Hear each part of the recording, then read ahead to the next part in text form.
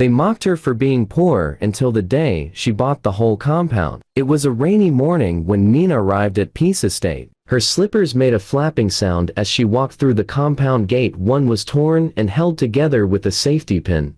The other was nearly so less. She carried a small black nylon in one hand and held a leaking umbrella in the other.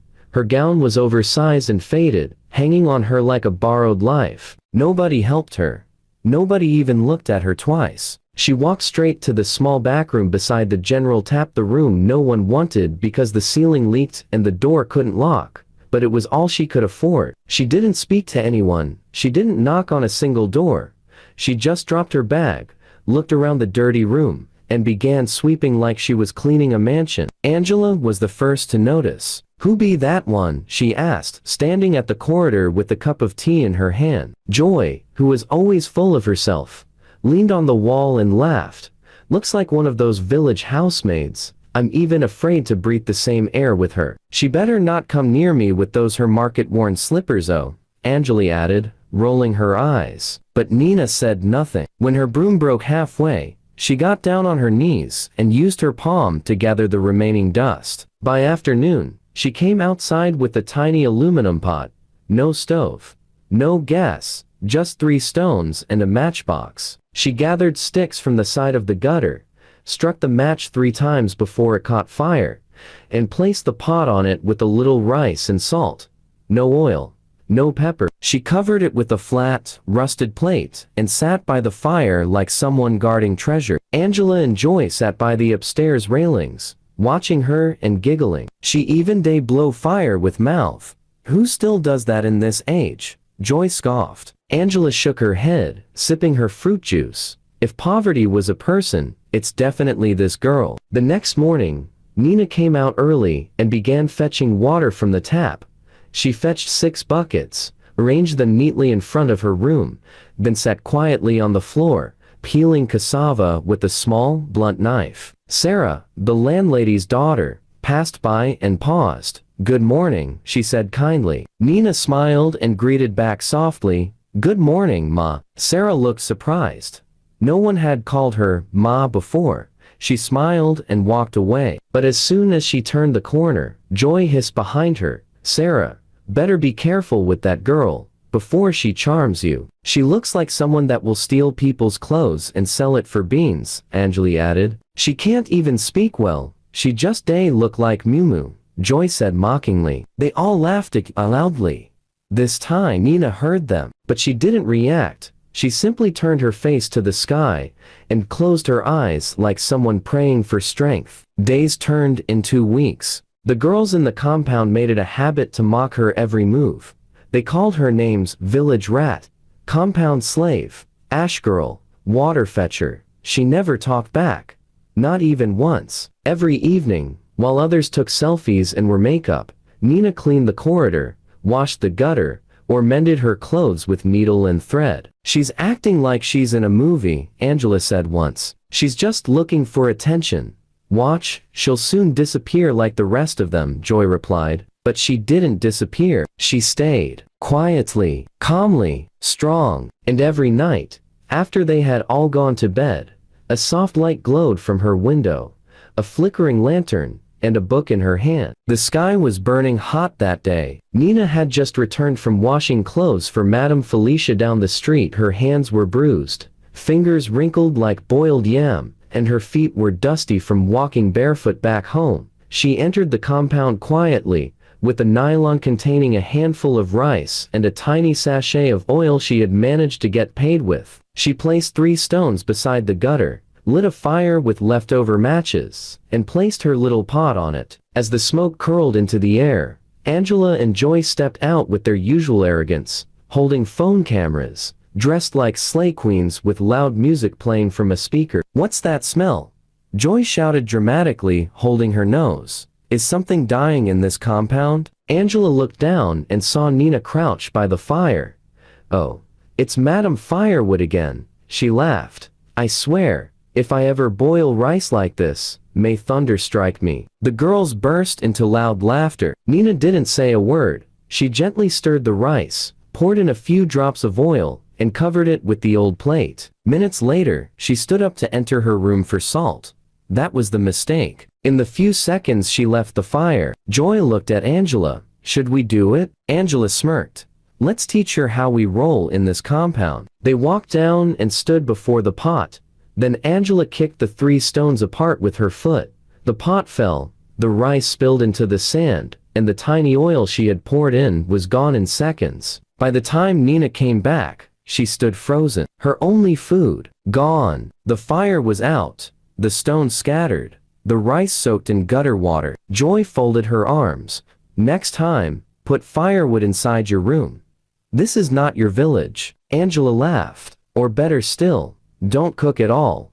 You're making us look like poor people. Nina bent slowly and began gathering the wet rice into the plate, not because she would eat it, but because she was trying not to cry. The more she packed, the more they laughed. That night, Nina didn't cook again. She sat on her bed in the dark, hugging her knees. The rain began to fall slowly at first, then heavily. The ceiling leaked. Water dripped into her room. She placed a bowl to collect it, but it was overflowing already. And then, she broke. She pressed her face into her palms and cried quietly.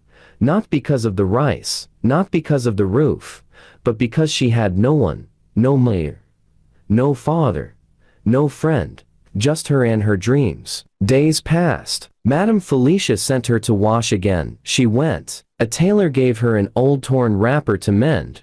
She did. The compound girls saw her walking home with laundry and mocked her again. Do you think rich people will marry you with cracked feet? See, as her back is bent like 80 years old. If hunger had a younger sister, it would be Nina. One morning, a boy named Daniel moved into the compound. Tall, quiet, handsome. He stayed in the room opposite Nina. The first day he greeted her, Nina looked confused. She wasn't used to people being kind. You stay here? He asked. Yes, she nodded. He smiled gently. You're stronger than you look. That night, Angela noticed him talking to Nina. She flared. The next day, she walked up to Nina while she was fetching water and slapped the bucket out of her hand. It hit the ground with a loud bang. You want to use pity to steal somebody, man? You think men like girls with rashes and oversized skirts? She raised her hand to slap Nina again, but Daniel came out of nowhere and held it mid-air. Enough, he barked. Angela froze. Daniel turned to Nina. Let's go. They walked away together. That night, Nina sat on her bed, looking at the stars through her broken roof, whispering prayers to the sky. Not for revenge, but for strength. And while others slept with their phones in hand, Nina stayed up late, using candlelight to write in a small notebook. Dreams, goals, plans. She was planting her future in the darkness. The next morning came with thunderclouds and cold breeze, but Nina had already been up before the rain.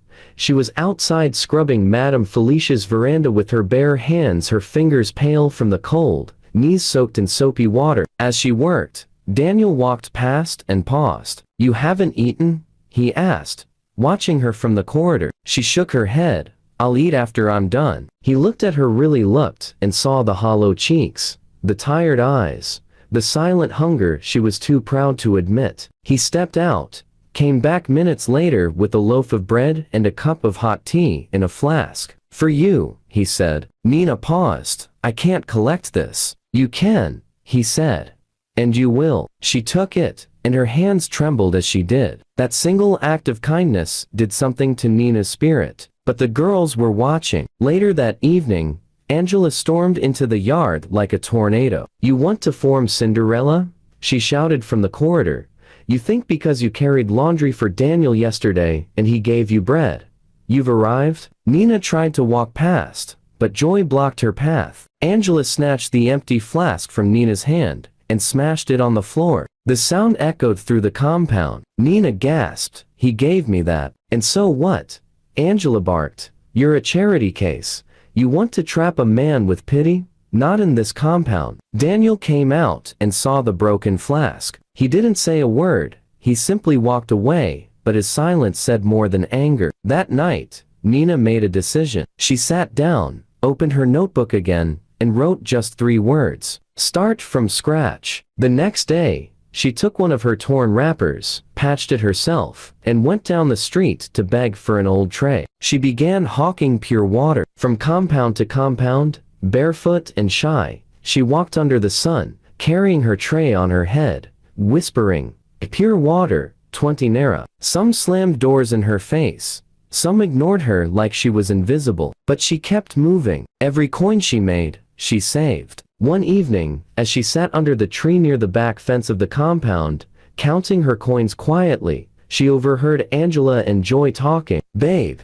that guy Daniel is not ordinario," Joy whispered. "Why? Word on the street is, his uncle owns half of these houses.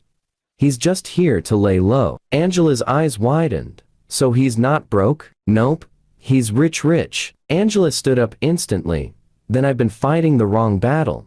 I need to shift strategy." The next few days, Angela changed. She started dressing in fancy clothes, wearing fake perfume, pretending to sweep outside Daniel's room. She'd laugh loudly anytime he passed, toss her hair, pretend to be helpful. But Daniel didn't respond. In fact, he started avoiding her. Meanwhile, Nina kept hawking, quietly, faithfully. She added snacks to her tray. Later, she bought cheap soap and sold that too. Slowly, she was becoming someone not rich, but not stuck. Then something happened. Angela, out of jealousy, decided to disgrace Nina publicly. It was a Saturday. The landlord called for a compound meeting. Everyone gathered. As Nina stood quietly by the corner, Angela stood up. "Landlord, please, we need to address something important. This girl," she pointed at Nina, "has been bringing bad luck to this compound. Every day, people complain about missing clothes, missing soap. It started when she began hawking. I suspect she's using juju." Gasps filled the air. Nina's mouth dropped open. "I swear," Joy added, "just yesterday, my slippers vanished. I saw her passing by." People started murmuring. Some nodded. Others looked suspicious. Daniel stood. "That's enough." Angela rolled her eyes. "Why are you defending her?" He turned slowly. "Because this is how the world destroys people before they rise." The landlord cleared his throat. "We will investigate this matter." Nina's eyes welled with tears, but she said nothing. She just picked up her tray and walked away. That night, rain fell again. But this time, she didn't cry. She wrote in her notebook, "They laugh now, but one day, I will return, and they will know." But what no one knew was that someone had been watching Nina from afar. Someone who had come to the compound not to live, but to choose. And Nina's story was about to take a turn no one, especially Angela, saw coming. Days passed, and life in the compound seemed to move as usual, but Nina's heart was restless. The accusations still stung like sharp thorns in her chest. Every glance from the neighbors felt heavy, every whisper like a cold wind. She continued her daily routine, hawking pure water, selling soap, and doing chores. Yet, inside her, a storm was building. She was tired of being the joke, the outcast, the bad luck girl. One late afternoon, as the sun began to dip, painting the sky in orange and pink, Nina was sitting by the small well, cleaning empty bottles she used to carry her water. She was so deep in thought she didn't notice the shadow approaching. "Excuse me, young lady," a calm voice called softly. Nina looked up to see a man standing there, a stranger to the compound. He was well dressed, but carried no arrogance. His eyes held something gentle, yet strong. "Yes?" Nina answered cautiously. "I've been watching you for some time," the man said. "I admire how hard you work, even when everyone else turns away." Nina blinked, unsure if she heard correctly. "I am Mr. Aladil," he continued. "I run a small business nearby. I want to offer you a job.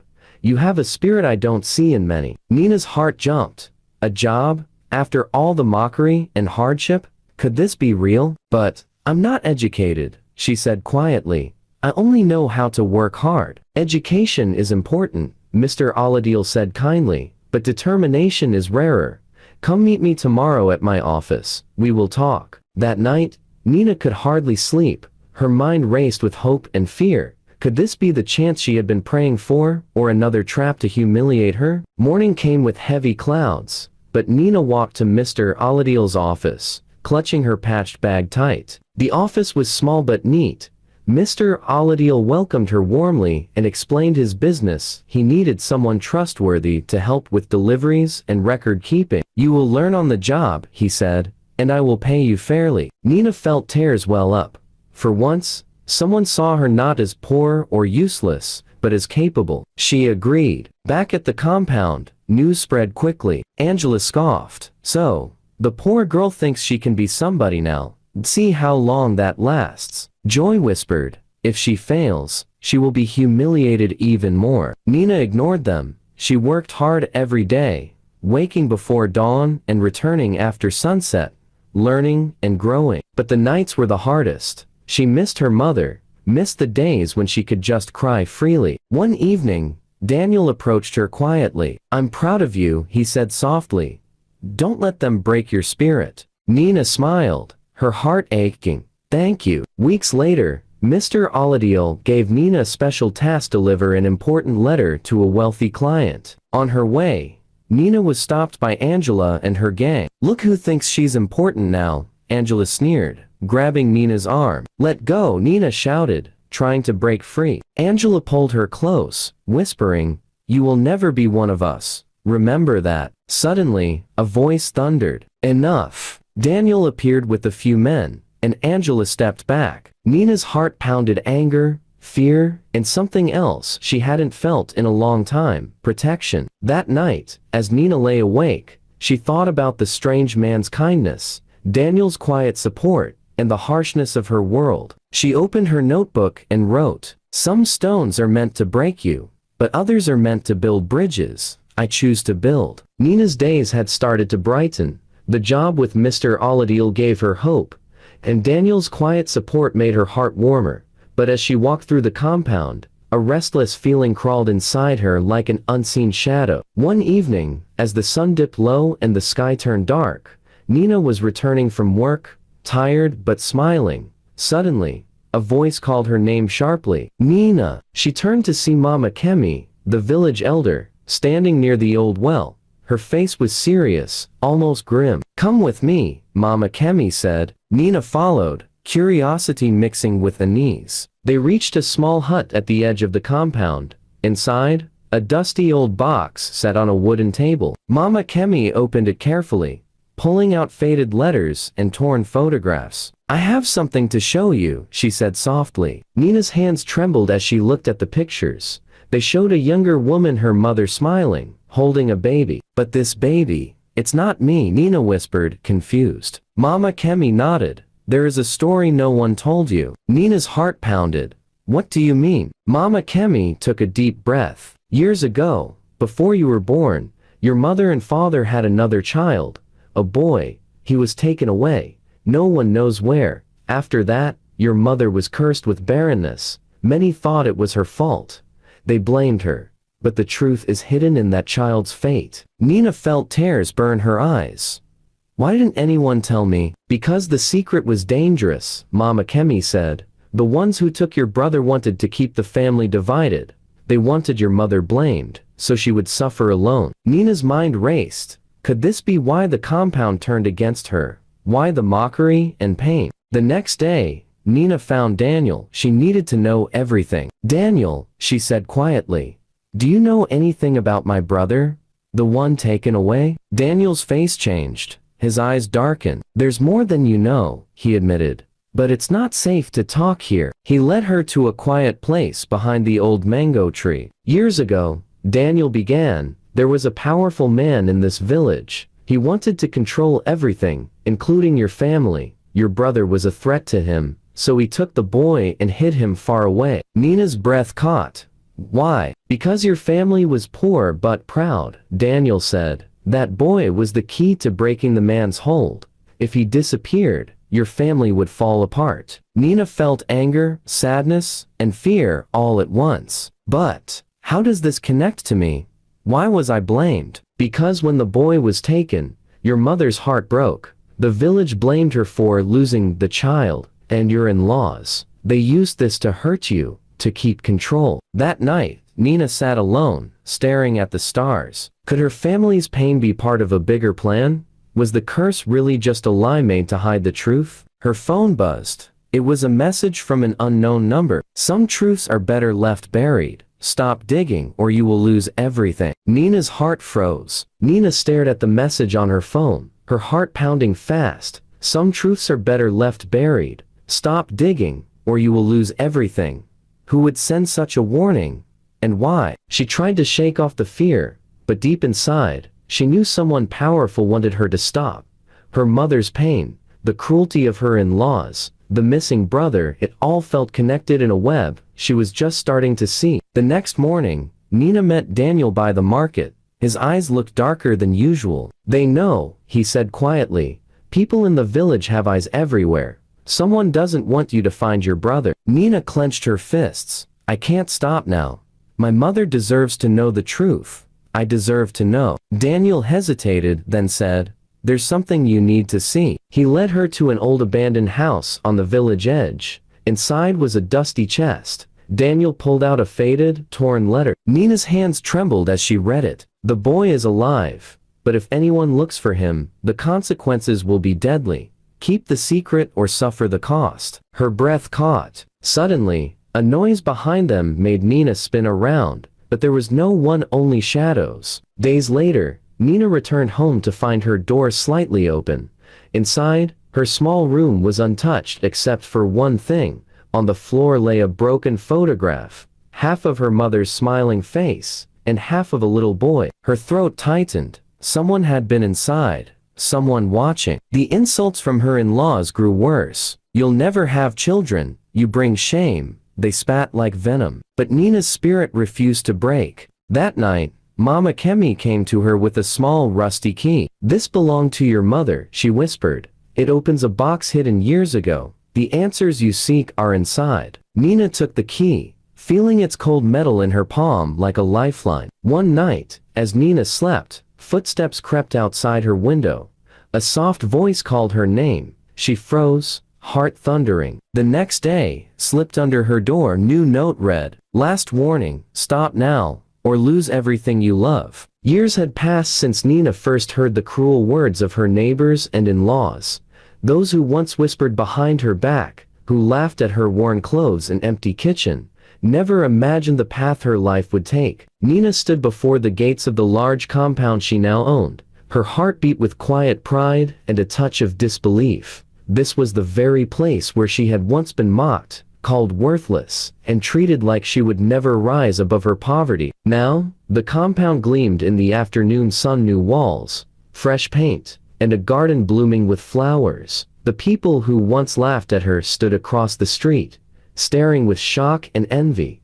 Their eyes widened when they saw the name on the gate, Nina's compound. She remembered those long days when she worked from dawn till dusk selling little things at the market, saving every coin she could. She never forgot the cold nights, the hunger, or the pain of rejection, but she also never gave up. Through hard work, small investments, and a heart that refused to break, Nina had built a business. Slowly, she bought more land, then the houses next door. Piece by piece, she turned the place where she was once an outcast into a home full of life and hope. That morning, Nina walked to the local market in a new dress, her steps confident. She bought sacks of rice, bags of sugar, and crates of fresh vegetables. Instead of keeping them for herself, she loaded them onto a truck. Word spread quickly. Nina was giving food to the poor, to the mothers struggling to feed their children, to the old men and women who had no family. People gathered, some hesitant, others with tears in their eyes. She handed out food with a gentle smile. One woman whispered, "She was just like us. But now she is our blessing." Nina's eyes shone as she spoke to the crowd. Never let where you start decide where you will end. Life is not about how much you have, but what you do with what you have. I was once poor, looked down on, and hurt, but I chose to believe in myself, to keep going even when hope felt lost. Her voice grew stronger, filled with warmth and wisdom. To those who mock, remember this: your judgment does not define me. Your words do not break me. I stand here not just for me, but for every person who has been told they are nothing. You can rise, you can shine, and when you do, be kind. Help others climb too. The crowd cheered. Some who mocked her now approached with shame, But Nina only smiled and said, "We all have our battles. Let's move forward together." As the sun set over the compound, Nina looked up at the sky.